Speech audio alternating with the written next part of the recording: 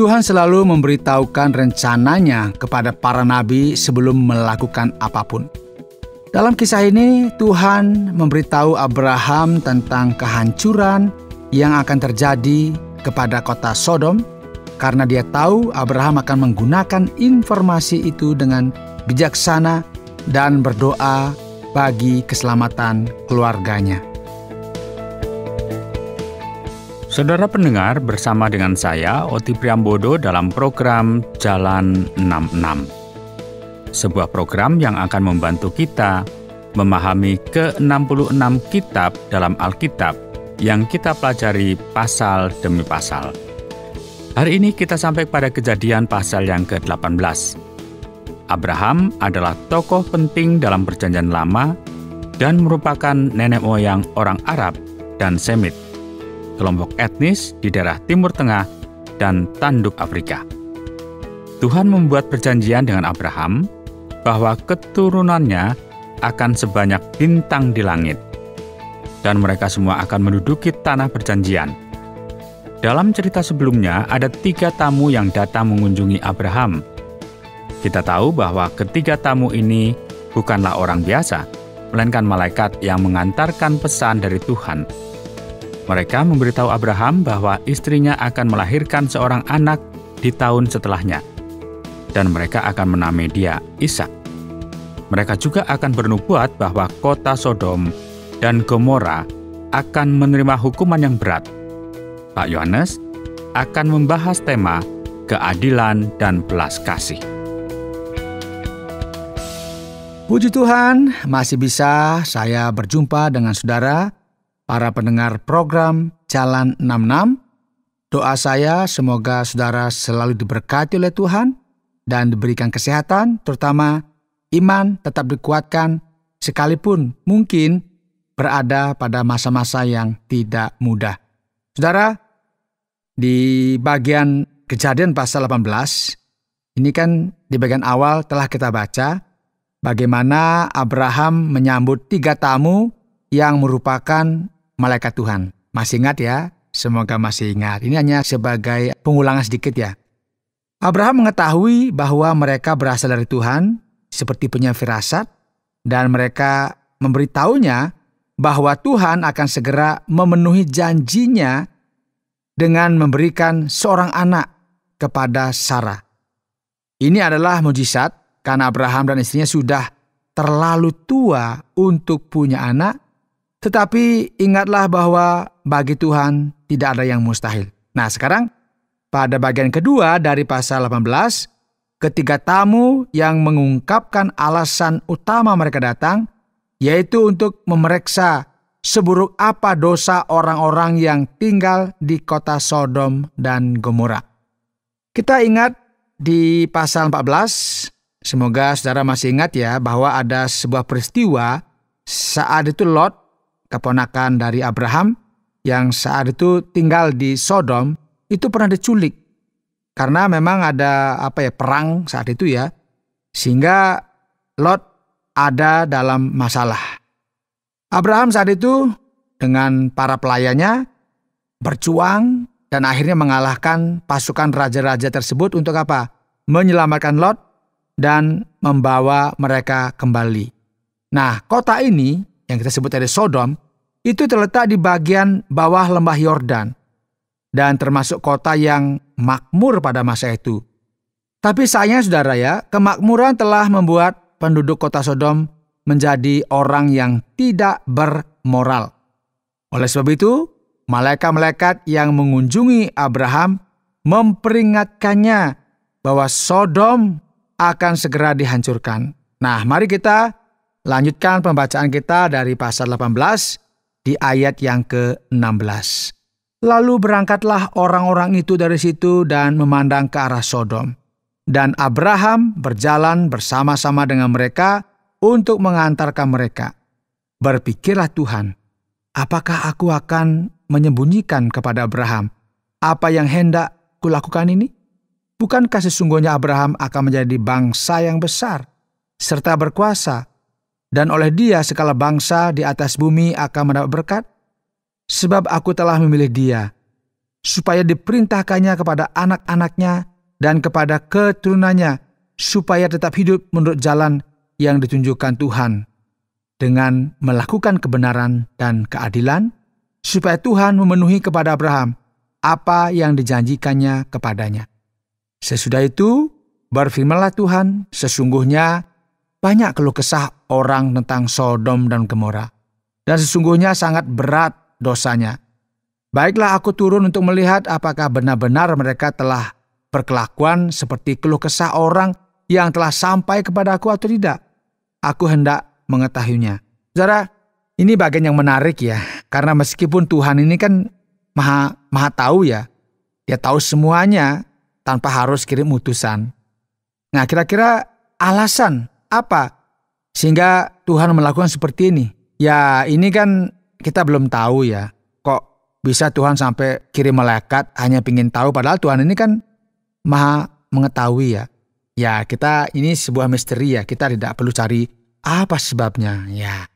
Jadi saudara mendengar apa yang dikatakan oleh malaikat ini, ya Abraham jadi khawatir ya. Mengapa? Karena kan keponakannya ada di situ, keluarganya di situ. Waduh, gawat juga nih. Kalau benar-benar terjadi sesuatu di Sodom dan Gomora ini, ya keluargaku ya bisa kena masalah.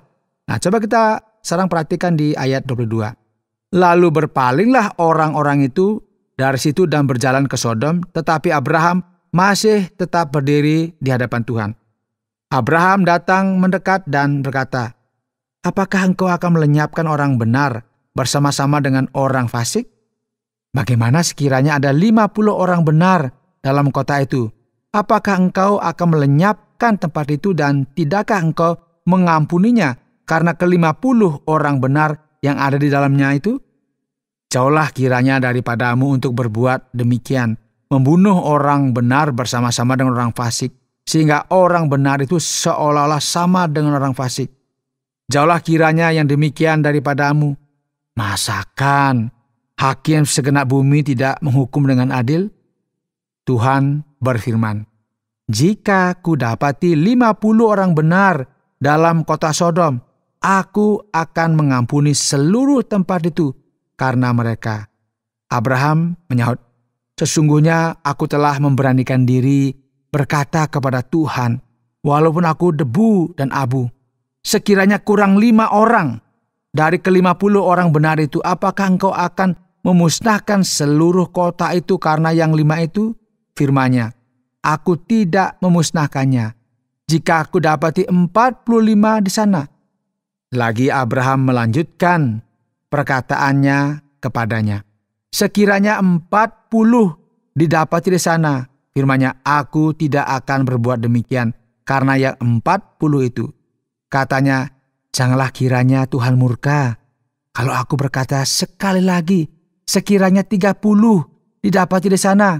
Firman-Nya, aku tidak akan berbuat demikian jika aku dapati 30 di sana. Katanya, sesungguhnya aku telah memberanikan diri berkata kepada Tuhan, sekiranya 20 didapati di sana. Firman-Nya, aku tidak akan memusnahkannya karena yang 20 itu. Katanya, janganlah kiranya Tuhan murka kalau aku berkata lagi sekali ini saja, sekiranya 10 didapati di sana. Firman-Nya, aku tidak akan memusnahkannya karena yang 10 itu. Lalu pergilah Tuhan setelah ia selesai berfirman kepada Abraham, dan kembalilah Abraham ke tempat tinggalnya. Saudara, Abraham berpikir bahwa Lot dan keluarganya ada di Sodom. Pastilah ada setidaknya 10 orang benar di sana. Dia berharap Tuhan akan menyelamatkan kota itu karena mereka. Namun harapan Abraham mungkin tidak ya. Dalam pelajaran berikutnya di pasal 19, kita akan melihat apa yang sebenarnya terjadi.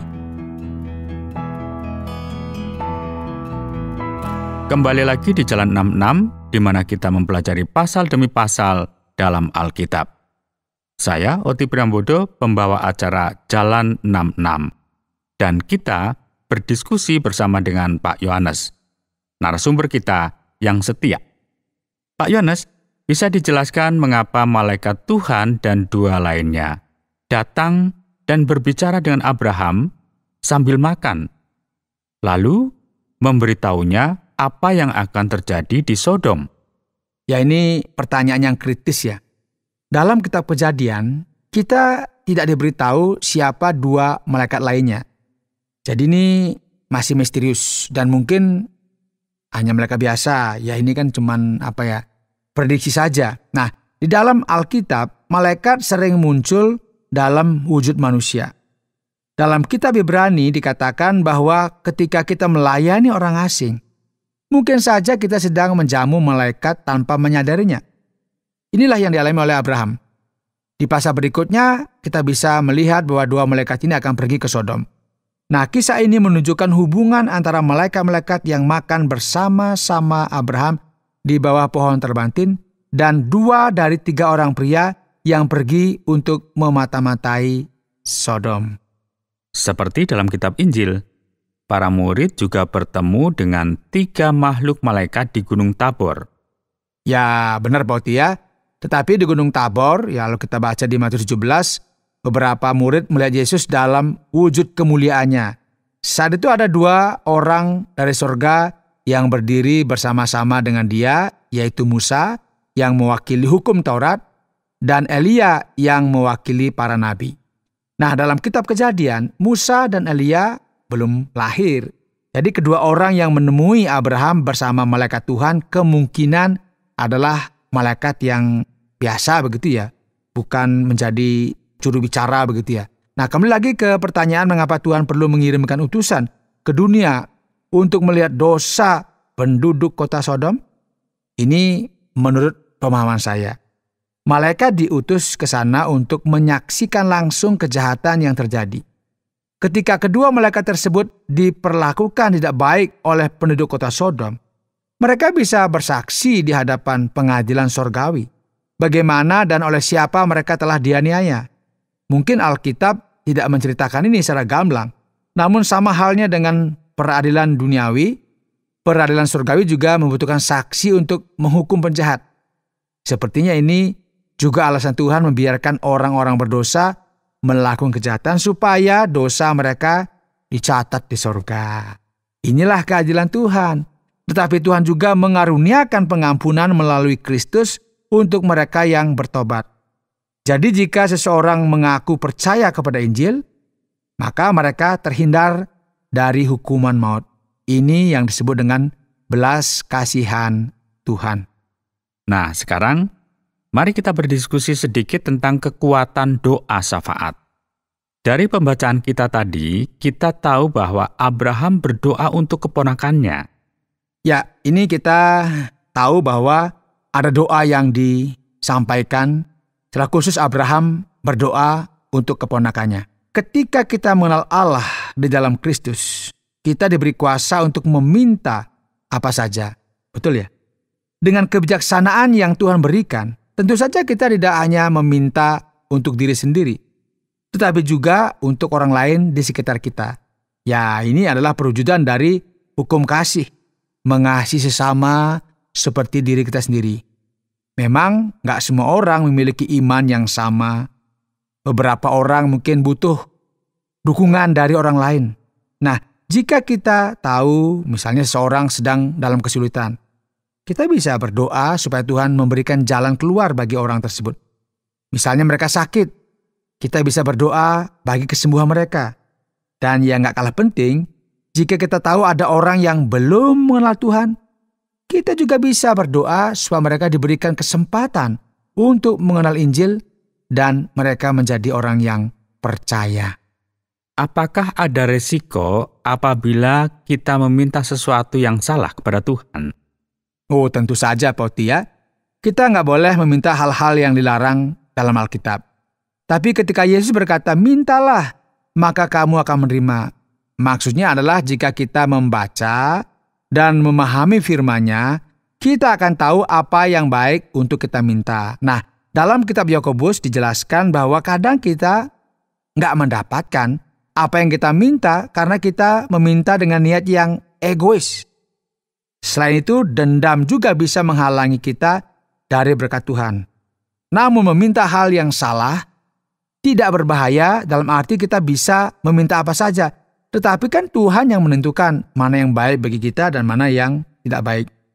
Dia tidak akan memberikan sesuatu yang membahayakan kita. Ya, contohnya ketika Rasul Paulus meminta agar disembuhkan dari duri dalam dagingnya, Tuhan menjawab, "Cukuplah kasih karuniaku bagimu, sebab justru dalam kelemahanlah kuasaku menjadi sempurna." Ternyata Tuhan ingin agar Paulus tetap rendah hati, karena dia telah diberikan karunia untuk melihat dan mendengarkan hal-hal yang belum pernah dilihat dan didengar oleh manusia lain. Jadi, menurut saya, masalah orang percaya saat ini bukanlah meminta hal yang salah, tetapi tidak meminta sama sekali. Itu hal yang berbeda. Jadi, bukan masalah permintaannya salah, bukan. Jadi, nggak meminta. Jadi, kita sebenarnya bisa minta apa saja, minta saja. Nanti kan Tuhan yang akan mensortir begitu ya. Mana yang terbaik bagi kita. Jangan sama sekali kita nggak meminta apa-apa. Itu yang kurang tepat. Pak Yones, apa yang seharusnya kita doakan selain doa Bapa kami? Jadi ini terkait dengan doa ya. Seharusnya doa kita tidak hanya berisi permintaan ini dan itu. Jadi seperti daftar doa ya. Minta A, B, C, D. Ya, doa seharusnya menjadi usaha kita untuk apa? Bersekutu dengan Tuhan ya. Doa itu kan datang omong-omong dengan Tuhan. Jadi Tuhan ingin kita menghabiskan waktu bersama dengannya. Dan tentunya Tuhan juga senang ketika kita berdoa dengan rasa hormat.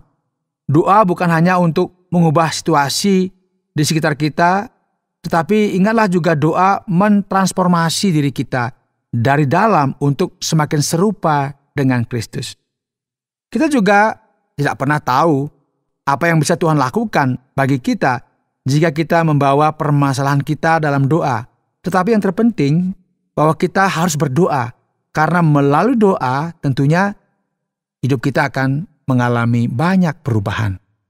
Nah, dalam kitab Kejadian pasal yang ke-17, Tuhan berkata bahwa Dia akan mengungkapkan rencananya kepada Abraham. Apakah Dia juga akan melakukan hal yang sama kepada kita? Ini pertanyaan yang perlu kita jelaskan dengan sejelas-jelasnya ya Pak Oti ya. Mungkin saja ya.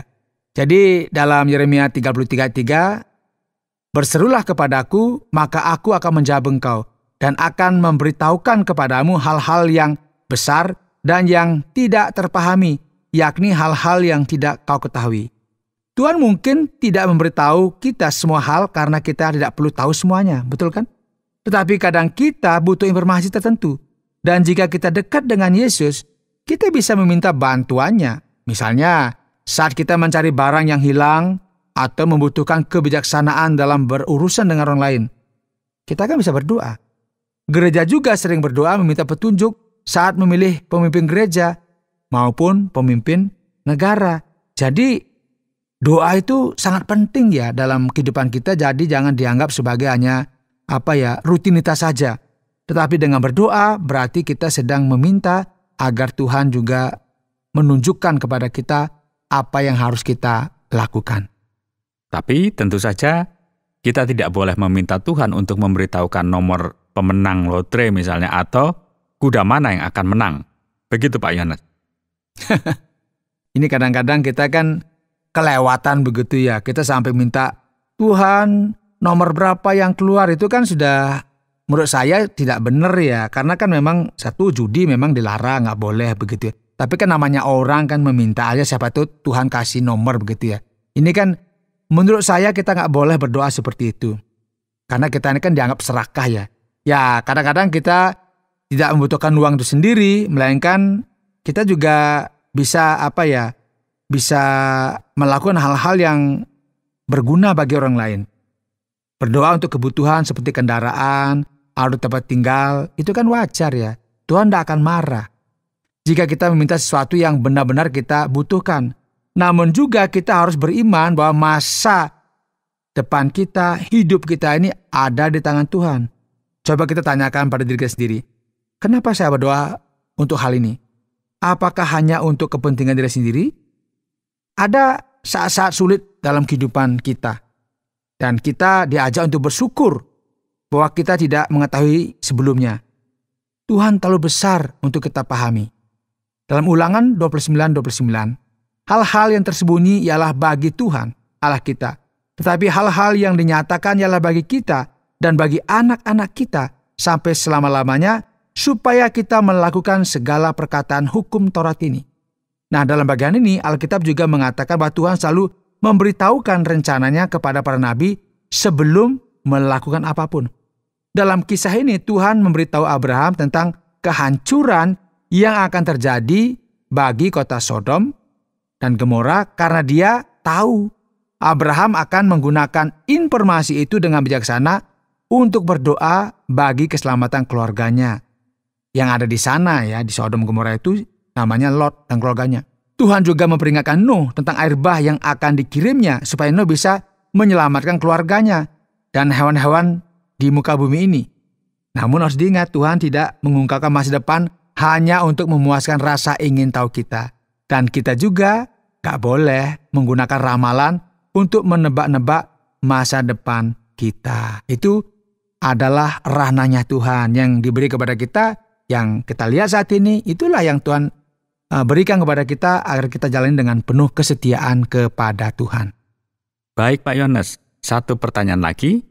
Apa sebenarnya dosa penduduk Sodom dan Gomora? Jika berkaitan dengan dosa penduduk Sodom dan Gomora ya, jadi yang jelas mereka pasti nggak percaya kepada Tuhan. Dan tentunya hal itu menjadi akar dari segala kejahatan. Selain penyimpangan seksual, Yeskiel menjelaskan bahwa kita ini dipenuhi oleh orang-orang yang sombong, rakus, hidup dalam kemewahan, dan menindas orang miskin.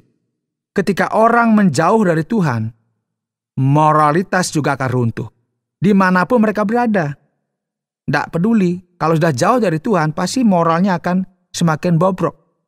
Nah, dalam literatur orang Yahudi, itu dikisahkan bahwa Eliezer, salah satu pelayan Abraham, tiba di kota Sodom. Seseorang melempar batu kepadanya. Setelah itu orang lain datang dan meminta Eliezer membayar denda sebesar 4 koin perak karena terkena batu tersebut. Eliezer kemudian dibawa ke hadapan hakim kota untuk menyelesaikan masalah itu. Ketika ketemu hakim, Eliezer melempar batu ke arah hakim dan berkata bahwa sekarang hakim harus membayar denda 4 koin perak kepadanya. Saya pasti tidak bisa memastikan cerita ini kan cerita ya. Tetapi fakta bahwa kisah ini sering diceritakan menunjukkan betapa buruknya keadaan hukum di kota itu. Orang-orang di Sodom juga kejam dan menyimpang secara seksual. Ya, kita akan melihat lebih banyak tentang hal ini di pasal berikutnya. Nah, saya ingin membahas dosa Lot. Dia tahu bahwa dia tinggal di masyarakat yang korup. Tetapi tampaknya dia merasa baik-baik saja di sana. Ini poin yang bagus buat dia. Lot dianggap orang benar oleh Abraham dan juga dianggap orang benar dibandingkan dengan orang-orang lain di kota itu. Petrus juga bersaksi hal yang sama. Dia menulis kitab Petrus yang kedua bahwa Lot adalah orang benar dan sebenarnya ini merasa terganggu juga oleh kejahatan yang terjadi di lingkungannya. Namun dia tetap memutuskan untuk tinggal karena kota itu sangat makmur. Sudah nyaman, mapan, waduh ditinggal eman. Kalau ditinggal ini rasanya rugi begitu ya. Karena ada makanan yang melimpah.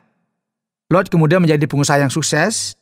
Dia menikah, mempunyai anak dan berbaur dengan masyarakat hingga menjadi mungkin ya pejabat kota. Dan tidak menyadari apa yang akan terjadi dan hanya dengan bantuan malaikat dia bisa keluar dari sana sebelum kehancuran. Ya, kita akan membahas hal ini dengan lebih detail di lain waktu ya. Pak Yones, saya sering bertanya, bagaimana mungkin satu kota bisa begitu melakukan dosa yang begitu buruk? Tapi, setelah melihat apa yang terjadi di sekitar saya saat ini, sepertinya gereja tidak lagi memiliki pengaruh yang kuat di masyarakat. Dan terkadang saya juga merasa bertanggung jawab karena tidak bisa menghentikan perubahan ini. Tepat Pak Oti. Kita ini kan waktu kecil ya, hampir semua kita memiliki namanya aturan-aturan dalam keluarga bagaimana berperilaku yang baik. Semua orang seperti kita yang Kristen ini waktu kecil kita diajak untuk pergi ke gereja dan kita ikut sekolah minggu. Kemudian kita diingatkan agar anak-anak menghormati orang tua dan guru mereka. Kita diajarkan oleh orang tua kita untuk memanggil orang yang lebih tua dengan sebutan misalnya om atau tante gitu ya. Jadi supaya hormat. Karena kalau kita nggak hormat, kita biasanya dicubit atau dihukum ya. Dulu jarang sekali ada yang berani melanggar norma-norma sosial. Tapi sekarang ya aturan-aturan sudah jarang diperhatikan lagi dan kita melihat apa yang terjadi ketika masyarakat mulai menolak ajaran Tuhan. Hal-hal yang dulu dilakukan secara sembunyi-sembunyi, ya sekarang malah terbuka saja. Ini kan keadaan yang sudah sangat berbeda ya. Jadi orang nggak takut lagi ngelawan orang tua, nggak takut lagi ngelawan guru. Nampaknya sudah kacau. Karena itu kita butuh bagaimana aturan-aturan yang baik, berperilaku yang baik itu tetap diajarkan agar masyarakat kita menjadi masyarakat yang sungguh-sungguhlah diberkati oleh Tuhan. Terima kasih Pak Yones. Kira-kira kesimpulan apa yang bisa kita tarik dari bagian kedua Kejadian pasal yang ke-18? Tema pendalaman Alkitab pada hari ini adalah keadilan dan kasih karunia. Tuhan menyeimbangkan kedua hal ini dengan baik. 3 malaikat datang mengunjungi Abraham untuk memberitahu bahwa Tuhan akan mengutus mata-mata ke kota Sodom dan akan menghukum kota itu. Itu adalah keadilan Allah. Namun ketika Abraham berdoa agar Tuhan menyelamatkan kota, jika ditemukan 10 orang baik di sana, Tuhan juga mengabulkan permintaannya. Ini menunjukkan bahwa kasih karunia Allah itu berlaku. Jika Abraham bisa berdoa untuk orang yang dicintainya, kita juga harus berdoa untuk orang-orang yang kita sayangi. Tuhan Yesus memperingatkan bahwa hukuman akan datang bagi mereka yang menolak ajarannya. Itu adalah keadilan. Namun siapapun yang bertobat dan berbalik kepada Yesus akan menerima kasih karunia-Nya. Baik, sekali lagi Pak Yones, terima kasih. Kita akan kembali melihat lebih banyak mengenai kehancuran kota Sodom dan Gomora di dalam Kejadian pasal yang ke-19. Jangan lewatkan untuk bergabung pada episode yang berikut. Saudara pendengar, karena waktu yang tidak memungkinkan, kita akhiri program Jalan 66 kali ini. Kami menantikan Anda untuk tetap mengikuti pelajaran berikut dalam lanjutan pembelajaran Alkitab yang memberikan pelajaran menyeluruh tentang firman Tuhan. Jika Anda memiliki pertanyaan atau berespon terhadap topik berhubungan dengan program ini, silakan menyampaikan melalui WhatsApp ke nomor 081 333 777 386. Terima kasih atas perhatian Anda.